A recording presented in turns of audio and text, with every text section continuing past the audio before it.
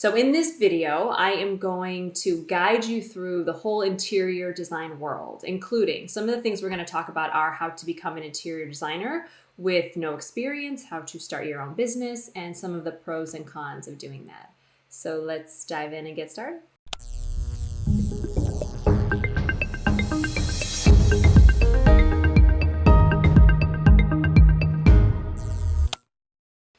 Hi, my name is Alexis Peters from Home Styling by Alexis, and this video is exclusively recorded for realestatebees.com.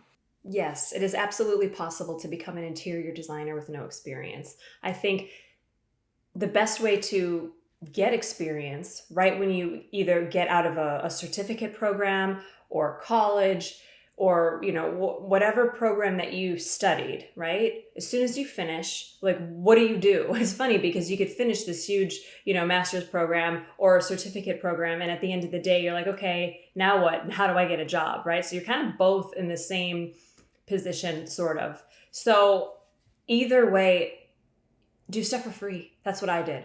When I first started out, I sent out a newsletter, and I do home styling and organization, and I just said, hey, I did free, and then I did another one giving a discount like 4 or 5 months later.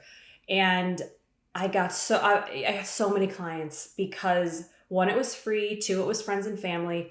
And then 3, it was really great because then like a couple months later, I got calls, not from the people who worked with me for free, but people they referred. They referred me to their friends and their family, and then they paid me. So it sucks a little bit to, give your services, especially after studying and building your confidence and building your portfolio and knowing you have so much to offer and knowing you can really help change someone's home and life, to be like, okay, it's free now, but it's worth it because you're making an investment in your career and your life, and those pay off. So absolutely. Do you need formal education to become an interior designer? It depends what kind of interior designer you want to be. If you want to be a home stylist, organizer, decorator, no. If you want to work on commercial buildings, yes. If you want to be an interior designer that works, just in homes, then it's so funny. I know people who have degrees who do interior design and people who do not have degrees that do interior design. And I think it matters. If you build a large enough network of contractors, of connections, of people that can help you, you may or may not need a degree, but why not? If you have the ability, if you have the time, if you have the money, if you have the passion, and you want to give yourself all those years into a program, then I would say absolutely do it. If you don't, if it's a second career or a career later in life and you want to focus on something more niche and smaller, and if you want to style homes and focus less on construction, then I would say then do a certificate program. There are so many online. I actually studied at the Academy of Home Staging and Design, and that program changed my life. And it's phenomenal. They have this really great, what I like, and I feel like I'm plugging them. I don't know if I can, but they have really changed my life, because as soon as you enter into the workforce and you're like, okay, I have my portfolio, I've done a couple projects for free, now I have some people paying me, but then you kind of get like, oh, I don't know, I'm picking between 2 rugs or 3 different rugs or a couch, and I could use some advice. They actually have this like mentorship program where you literally are able to get in contact with your teacher. And she'll be like, oh, I like this, I like that. And you kind of can you can bounce ideas off of them. And it for me, that has made all the difference. So that's why I love them so much, on top of everything that I learned, which is all about the business of design. There was a lot on that too. So I hope I answered that question. I think if you look in this world, so many people start businesses and are so successful, and they never went to college. So I would never say you have to. It's if you want to. That's what I would say. Just make sure that if you don't want to, that you have enough experience, that you go out there and you work with enough people and design enough homes and meet enough contractors and other designers to really, really understand and be able to help design someone's home where you feel confident. And do you need a license to practice interior design? I know that only a couple states require a license. You would have to Google what those are.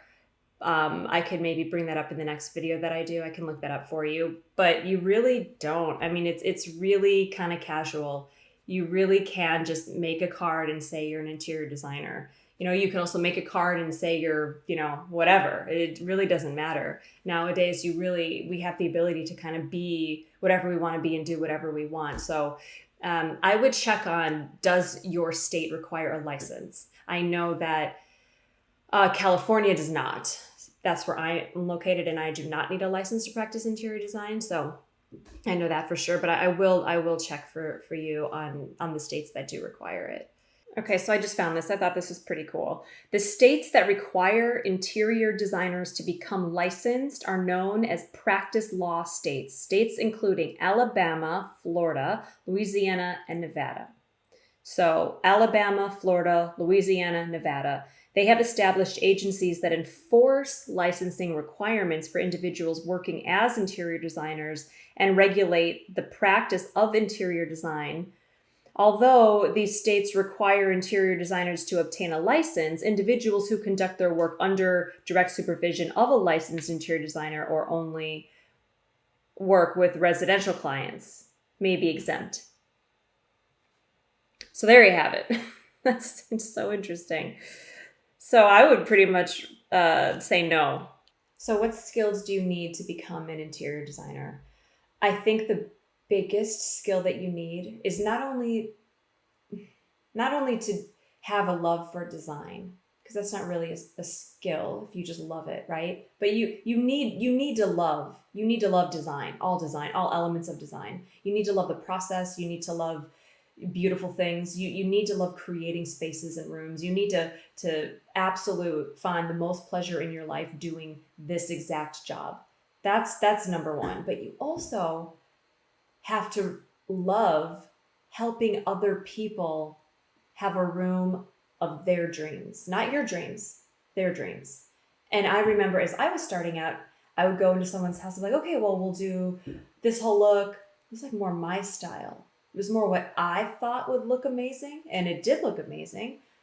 But was it what they wanted? Was it the room of their dreams? And once I really got hooked on that and started to really understand that I am helping people have a home that they dream of, not what I dream of. My job is to make it look good, right? If they're like, well, I want to do, Moroccan theme. Great. We're going to do Moroccan theme. I'm just going to make sure I'm going to do the best space planning I can. I'm going to make sure that everything makes sense. I'm going to make sure that the living room, the chairs or the couches are centered around the fireplace. And I'm going to make it look good.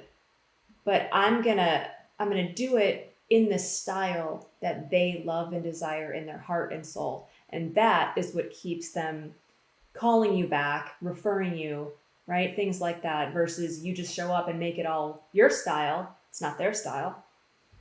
You probably won't see them again. So I would say that is the biggest thing. Also, though, if you're going to do, God, I don't know anything about commercial interior design because I am residential, but you have to figure out which one you want to do. Do you want to work on like opera houses and, yachts and really big, buildings like that? Or do you want to do homes? And I do homes.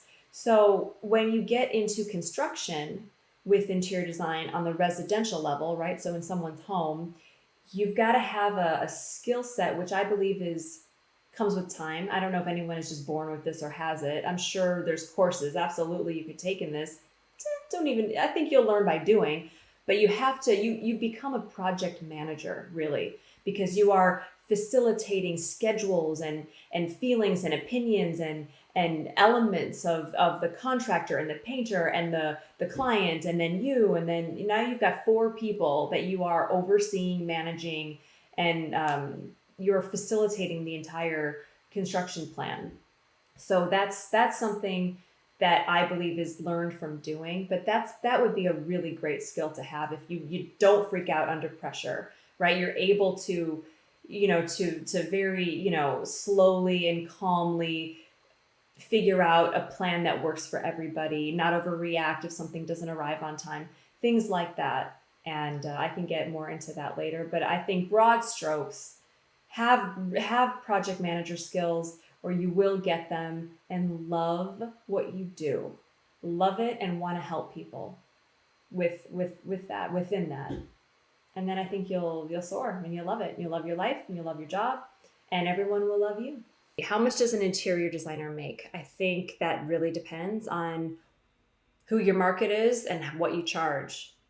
A lot of interior designers, when they're starting out, they do hourly, something like 75, 65, 75, 85 an hour, and then it goes to 100, 125, and then it can go even to 250, 350 if you're in the if you're in the luxury market. That's not my market. I'm more of the middle class, so I charge under 350 an hour, but you can, if that is your dream and your passion and that's the market that you want to go after, then you can absolutely charge those super, super high numbers. And I think nowadays, I also do e-design. I have e-design services. So I work with clients all over the world. And there's really no cap or limit on what you can make with access to the world. We can offer master classes. We can offer organization classes, design classes, webinars. Like, we can do all of these great things on weekends that we can charge for. We can write an ebook. We can and sell it on Amazon. So we can sell a product. We can offer masterclass services or any other kind of courses and charge for that on top of one-on-one, which would be the design services. So if you tally all those up, I mean, you can absolutely make a nice living. You can make in the six figures without question. How to make an interior design portfolio. So this is exactly what I did. So I left my certificate program and I was like, okay, I need to start my business, right? So I wanted to start a website, but I didn't have anything to put on the website yet. So, I had some pictures in my cell phone of things I've designed in rooms, but not anything professional. So with that being said, I was like, well, I need to absolutely have photos that are beautiful that I can show as a representation of my talent, my style, and my work that would give people reason to hire me. So I did a couple different things. The first thing I did is I have a couple friends who have fabulous apartments that they own, and they're actually in LA, and they're real contemporary and cool with colors. And I was able to take photos. I rearranged a bit so it kind of felt a little bit more like mine. I didn't just take pictures of them as they had it. I remember switching pillows, candles. I moved a chair to a different wall. So I had some fun rearranging what was already there. And then I took tons of pictures, and then, and then I did a lot of close-ups as well. So I couldn't do her whole apartment because it was super messy and it just wasn't the right look. But if I zoned in a little bit just on the chair with the pillow. So it was more of a vignette, and it just looked so beautiful. And then, you play with the colors in post, and then you have a stunning photo at the end. And that is something that is representative of my style, my taste, and my work. I put the pillow there. I placed the chair. I added things in the shot to create something of a world, and that is reflective of my work. So I felt confident putting my name on that and then putting that on my website. So I did that all around my own home with the stuff I have. I created it. It was a chance for me to be really creative. I created, in a way, sets. I created a corner with a chair and a table and a lamp. Or I made my bed just look so pretty. I added pillows from the guest room, and I think I went to Home Goods and I bought a couple more pillows, and then I took this picture. And I use that for my website. So that's one way of doing it really, really affordably, either spending no money or very little money if you go to a Home Goods or a Home Goods equivalent and add some decor around and take pictures in your own home or a friend's house. Absolutely. Those are so important. Please do those. Another thing I did, I went to Peerspace and I rented a loft. And I found a company that rented furniture, and I designed all the rooms ahead of time because I knew I needed like 4 or 5 different rooms. and I got all the furniture on a truck. This was not cheap. This was not cheap. This was several $1,000s worth of investing in my career. But it was worth it because I know I got clients based off of these photos. It was a very particular look that I wanted to show that I could do. So I found the furniture rental house, got the truck, 2 guys that came with it because they had to lug all the stuff upstairs. There's no way. The couches were so heavy, the dining table, everything was brought in. I found it all. It was all stuff I picked out. I created, I designed. It was my absolute creation. And then I put that along with the help of these 2 movers in the rooms in this gorgeous downtown LA loft. So that's another option you can do. You can rent a space, bring stuff in, take photos, and then, as long as it's representative of your style, your taste, what you believe you can achieve, if it's within the price point that you're going to be charging. So make sure, make sure that you're designing for who your audience is, because that's also important. You're not going to make it look like, a $10 million room, but you're only for your market is for the middle class, right? You want to keep it on point, keep it all the same. So those are the 2 main things that I did to create a portfolio. I also got testimonials from everyone that I've designed for. Then I started a website, and on my website is where all of my photos live and breathe. So that's where you'll see them, and that's what I would recommend.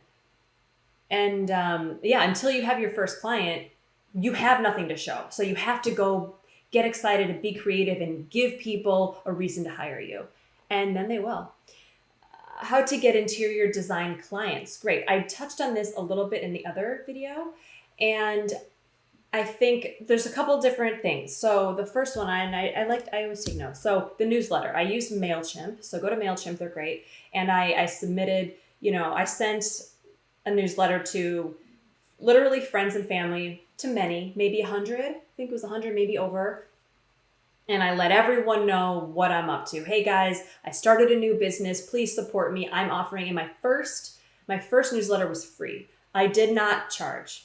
So I got a lot of responses, a lot of, oh, congratulations, but then people that actually wanted to hire me. So the reason I took those is because I get photos from that, and I get that to show on my website as even more work that I have done, which is really important. Because if you want someone to spend $150 on you per hour or more, or even a little under, times however many hours it takes a room, it's a substantial amount of money. You want to give people the confidence to hire you. So you got to have a lot of projects and photos. So that's another reason to take on a free clients. So I took on everybody. I did it all for free. A lot of eDesign clients for free because I needed to show eDesign photos. So I did that. And then what ended up happening, as I mentioned before, they referred me to people who paid me. So that was amazing. And it's all word of mouth is huge. So I've got that. And then I emailed people that I knew that had access to a large audience. And the large audience was also the audience that would be in alignment with my brand, with people that would hire me. So they also needed me. I didn't just reach out to people I knew that had a great audience that didn't need me and had a gorgeous home that's organized. That wouldn't be right. So I knew some people off the top of my head. I'm like, well, this is their job. This is, they have access. They've got, 50,000 followers, or they have 5,000 followers on social media. I'm going to reach out to them. I'm going to offer to do like their office. Let's say I'm going to do their office for free, and in exchange for photos and for them to plug me to their audience. And what ends up happening is they do that. And then there's usually always one person or 2 people or more that'll be like, hey, I'm interested in it. And out of that, you get a job. So that's an excellent way to get clients, other than word of mouth. And then the newsletter. Also, advertise on social media. Make a fun little ad, Facebook, Instagram. Definitely do that. You want to do guest posts as well, as much as you can. Guest posts, or become a contributor on any of the main sites that are your audience and that you want to be a part of. The reason you want to do that is because countless people read these magazines and it's just more exposure. So if you say something really great and someone's like, oh, that was cool, and then they click or they look you up and then they see your website, like, you know what, I'm going to hire her. That's just one other way of all these other ways and how to get clients. So absolutely become a contributor to magazines or do guest posts. And the last thing that I think is also really cool, I'm really just starting to do this myself. Partner with companies that have the same audience as you. So for me, home styling and organizing, I have a friend, she's fabulous, and she does these really great picnics. They're like boho, they're cool. They're these really cool picnics at the beach or at the park. So her and I are starting to work together to just cross promote with a little card and, hey, my friend's doing this, and then I'll promote her picnics and she promotes my organization and design, and they're both the same audience. So that is one example, and there's 50, there's countless other companies that I could be partnering with. That's just one. So that's another way to get your name out there, get in front of another audience that you are currently not in front of. And between all of that plus word of mouth, people you've designed for free that are now referring you all over the place, you're going to be busy. You're going to be very busy. How to become a successful interior designer? I think this question is a little deeper because it's really easy to answer. I really believe to just never give up. That's it. That's it. If you love it and you want to do this in your life every day, if you want to live and breathe design like I do, and if you're watching this, then you do as well, then just never ever stop. Anyone that makes it overnight, I don't know how to do that. I don't know about that, but I know people that have stuck with something for years, for decades, and they are so successful. They have a body of work. They have thousands of valuable contacts, and they're at the top of their game, and they are so talented. But that did not happen right out of school or right out of a program, or even the first couple years when they had no money and they were struggling at all. But all of that work, what do they say? That there's that saying, enjoy the journey, not the destination. I really like that. If you want to be a success at anything, I would say to never give up. If you love it and you want to do it every day, and you live it and you breathe it, and you have to do this job, then you will. You will be successful. There is no other option other than if you were to stop. So don't stop. Continue to build your list. Continue to get your name out there. To continue to design and to give to people's homes and lives. That pays off. People will refer you. Changing a home changes a life. And then it all comes back. I can't tell you how many clients I've had that started that have literally, they were a little hesitant at first. We started only with one room, and then it turned into the whole house, and then it turned into their son's entire house, and then their friend in another state who for e-design. It's crazy how it just spirals once you do a good job. And you have a good attitude, and you show up on time or early, and you are passionate, and you listen. You will not fail unless you stop. So never give up. So what are the pros and cons of being an interior designer? I think that it's really about being in business for yourself versus not being in business for yourself. Most interior designers that I know, they have their own brand, their own thing, their own business, their own company. I don't actually know anyone that's working for a firm, but those exist as well. I think the best way for me to answer this question, I think the question really should be, what are the pros and cons of working for yourself? Because that's really what this is. I think that a pro of working for yourself is flexible schedule, which is the dream, especially if you have children. And if you've got other things going on, it's amazing to be able to do your schedule in the way you want. That's a dream, which you cannot do if you work for someone else. So that's huge. I think a con about being an interior designer, this is something that gets to me often, is when I'm working with a client that just doesn't see that doesn't want to do my vision, or they want to do it, but they're really insistent on like a piece that I just would not approve. It doesn't match, it doesn't work, it's incorrect, but they really want it. It kind of bothers me, because then when you step back and you see the whole thing, it's like, well, everything looks amazing, but that's wrong, but they really wanted it. So it's the giving up of control. I think that's definitely, and just because you're an interior designer doesn't mean it's your vision, your dream, and like the client has to sit there and watch you do everything. If that's your interest, that's home staging is definitely more for you, which I love. I love home staging, but you have to remember that you're also in customer service, and the customer is always right. And if you want to have a business that lasts forever, then you need to be easy to work with and kind and nice and listen. And if someone wants a yellow couch, and they're adamant, then you give it to them and you find the best way to make that yellow couch work. And that's your job.